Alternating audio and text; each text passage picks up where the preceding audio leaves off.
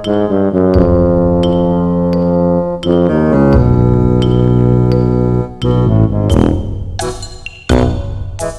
lalaking ito na muntik nating hindi makilala. Walang iba kundi si Super Tekla pala. Stylish wig, long gown with matching high heels na 8 inches ang taas, at pack na makeup. Yan daw ang get-up ng isang Super Tekla.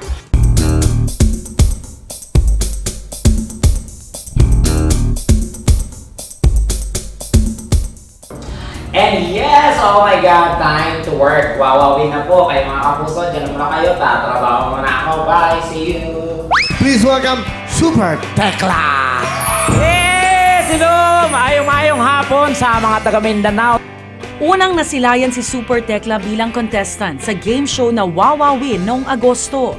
Ang special summon, arin na sa Palawan Express Pira Padala. Barato, pas-pas, walay hatol. Ito'y sa tulong na rin ng kapwa stand-up comedian at Wawawin host na si Donita Knows. Siya yung bukas sa akin sa Wawawin.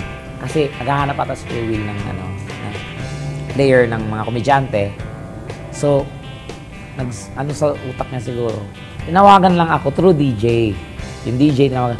Okay, ano nga si Bakla, si Tekla.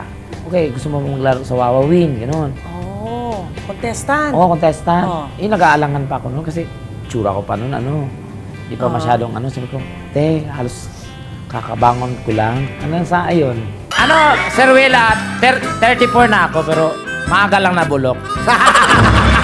Sa husay niya sa pagpapatawa, tila napabilib ni Super Tekla hindi lang ang mga manonood, kundi ang mismong host ng Wawawin, si Kuya Will. Galing na. Pero sa tingin mo, bakit na-impress si Kuya Will sa'yo? True, yung puso mo. Sorry, Kuya Will. Okay lang. At least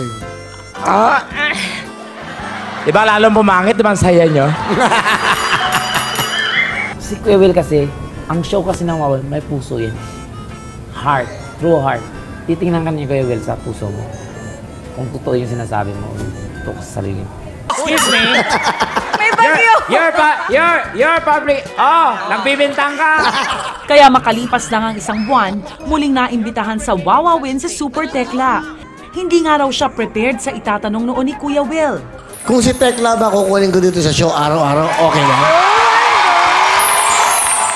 Talagang, wow, walang yes! Sabi ko, wala ganang pagkakapit ko rin, yes, oo. I will do my best para mapasaya kayo.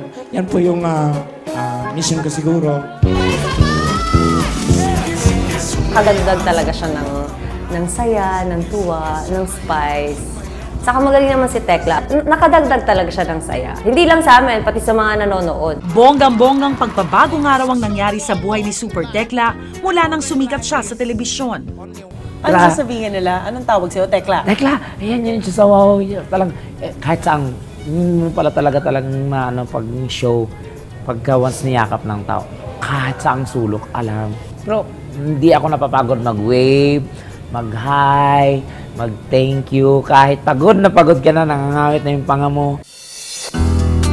Sa pagpasok ng bagong taon, handang-handa na raw si Super Tekla na harapin ang mga darating pang sorpresa, pati na rin ang mga hamon ng buhay. Dahil sa kanyang mga pinagdaanan, talaga namang maituturing na siyang super. Anong aral ng tunay na buhay ni Super Tekla? Yung maging matatag ka. Kahit anong dagok, anong unos.